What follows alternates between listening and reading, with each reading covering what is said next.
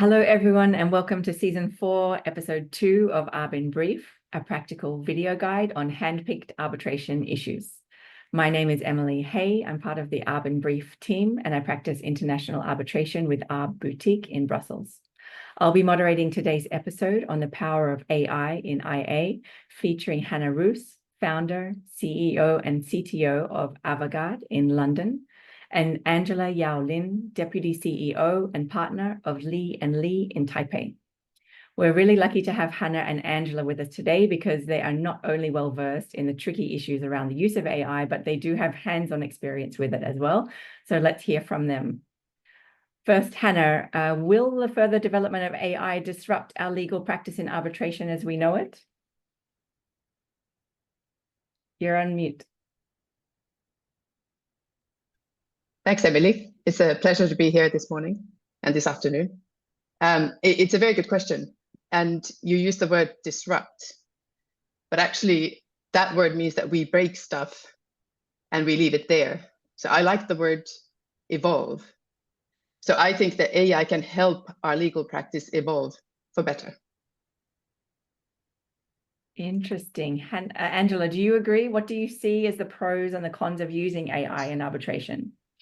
I agree with Hanna that instead of involving, I also tend to use utilizing or assisting to describe the role of AI to legal practice.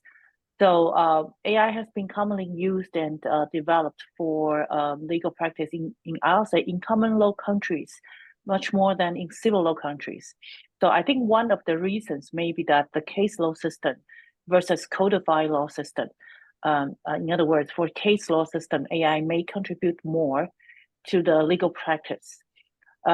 Using AI in a correct way, I think may lead to more efficient work. That should be undisputable. But we must face the issues that how to make sure the legal practitioners can correctly use AI and follow the boundaries requirements, including ethical requirements. I think for that part, most jurisdictions as of today have not yet developed a very complete and thorough system. Interesting. Hanna, you're working on an AI project in parallel. Based on what Angela mentions, do you see difficulties specifically for arbitration-related use cases? So I agree with Angela on the word assist. I think it's a very good word for what we do. And we might be touching on the regulatory aspect, so I'll talk about that more there.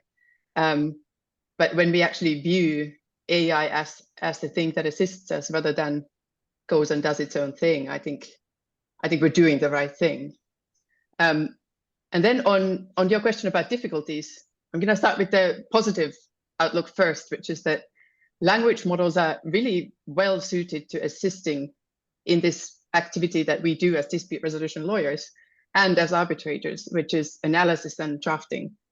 And that's why there's so much potential in what we do. So that's a really positive part. And one difficulty that I've come across quite early on is hallucinations. And this isn't new. I mean, we've heard about cases in the US where case references didn't actually exist. And my first personal encounter with this was a client who wrote and said, on this enormous arbitration, I've discovered with the help of ChatGPT that the chair of the tribunal has a spouse who turns out has authored an article with the leading counsel for the other side. And they actually not just one, but two, and here they are. And the titles looked sensible. There were, tribunal secretaries in arbitration, is it a good thing or some such? I mean, that's a classic topic. And the second was the same, but it ended with a rejoinder. So we've got more to say about this. And it offered, both of them offered a Kluwer arbitration pathway to the Kluwer database so that you could find those articles. So they looked totally legit. And I ran some searches and I couldn't find those articles. So I contacted my human friends and colleagues at Kluwer and said, can you check? Because I think it's fake news, but can you just double check? And it took them a bit of time and they came back and said, it's fake news. And the issue is that for the couple of seconds that ChatGPT spent creating these sources, which didn't exist, it took hours of combined human time to verify that actually that was fake. We shouldn't be relying on that. And so one of the difficulties is removing that and making sure that the output is accurate. And so this was one of the top pieces that we were mindful of when we started developing our AI over a year ago now. And what you need are the authentic original sources, unamended, but which come up as you run a search. And so you get the results, but you also get links to the authentic sources, so you can quickly verify that it's completely accurate. So hallucinations would be one, but there's a way to deal with this. So I'm comfortable that we can sort this problem out. Okay, good to know. We're on the right track then. Angela, what do you think about the task of an arbitrator? Should, and if so, how can AI contribute to decision making? Well, I have to admit that I personally do not want robot arbitrators to replace human arbitrators. I still think that there's a limit for what robot can do. I say this not because of conflict of interest, but because I think at least at the current stage, AI is not competent of replacing human thinking and the ability of evaluating different factors in a particular case. So AI can help arbitrators in, for example, case management, and certainly that's something we know that already being adopted by some arbitration institutions and arbitrators. They can help us in collecting and organizing information, analyzing, and case study, but the deliberating and decision-making process still have to be invested in human arbitrators, especially when we talk about consistency of opinion. Do we really want an arbitrator, an AI arbitrator or robot arbitrator to render an award completely consistent with whatever opinion in the past, perhaps 40 or 50 years ago? I'm not sure whether that's something we want. And also, I just want to add one point that Queen Mary 2025 International Arbitration Survey contains several questions regarding using AI in arbitration. I think that would be a very interesting survey that have some information that we want to learn from the international arbitration players in different jurisdictions. And also, it's very interesting. Actually, Queen Mary 2021 survey already pointed out and put some questions on using AI in international arbitration. But apparently at that time, this was not, emphasized or even, taken seriously by international arbitration players. But look, what's the development in, these 2 years. Yeah, it just goes to show how fast this field is changing. Hanna, did you want to react? Yes, if I could just echo a couple of points there. So I've blogged about this issue with AI and arbitrators in particular, because if we think about what it is to deliver justice, that if you ask Plato, justice involves this element of compassion or emotion. And actually, ChatGPT will say, I'm not capable of feeling compassion. So very, ultimately, the very exercise of delivering justice is something that is very specific to us humans. But the question mark I've raised there is that if, we've all got kids and we think, well, what's ethical conduct is like black and white, but it actually isn't.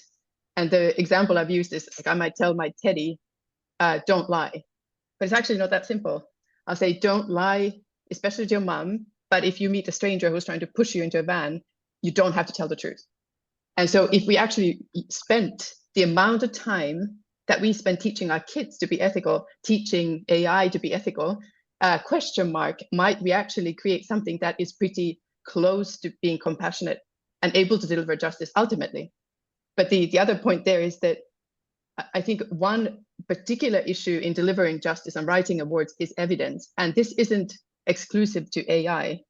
So if we as arbitrators use a tribunal secretary, or we as partners use a junior colleague to sort out what's relevant evidence for the judgment, it's hard to know what's been missed out.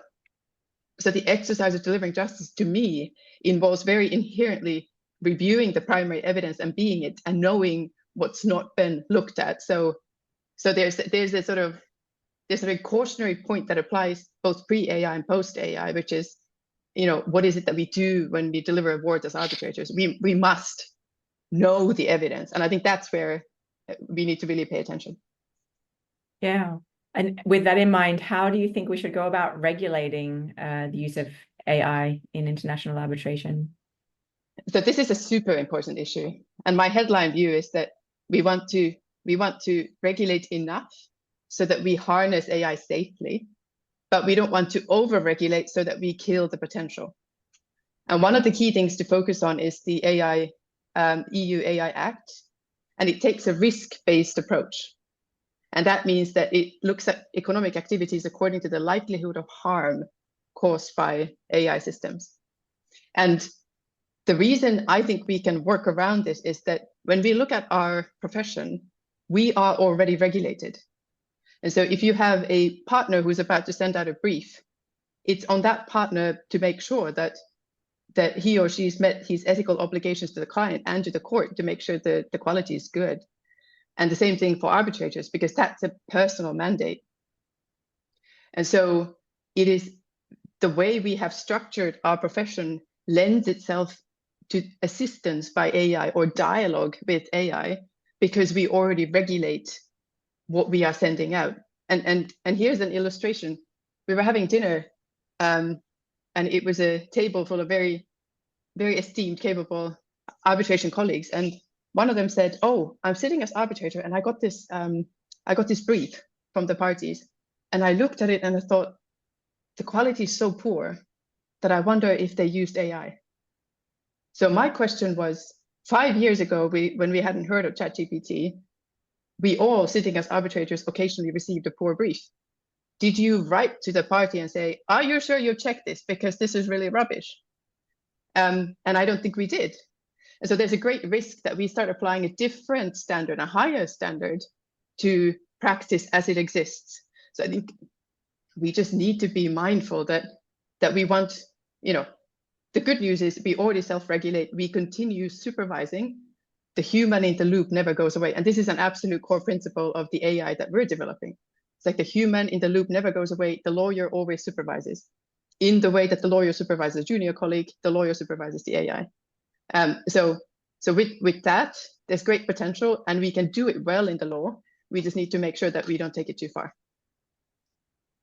And if I may, I really like the comments that Hanna made, which is that if we use AI in a wrong way, incorrectly, then we will spend more time in correcting the mistake. Yeah, very true. And a lot of food for thought there. Thank you so much, Hanna and Angela, for this really insightful discussion. We'd also like to thank our partner organizations, the Error Pledge and the AAA ICDR-Asia Case Management Center, for their invaluable support in making Season 4 possible. We're also truly grateful to the many organizations that support the marketing of our series around the world. For those of you who are watching us on YouTube, our video ends here, and thank you for joining us. To see future ARBinBRIEF videos on hand-picked arbitration issues, please follow us on LinkedIn and like and subscribe to our channel on YouTube. We'd love to hear your comments and feedback, and you can register for our next episode on www.arbinbrief.com, and we look forward to seeing you there.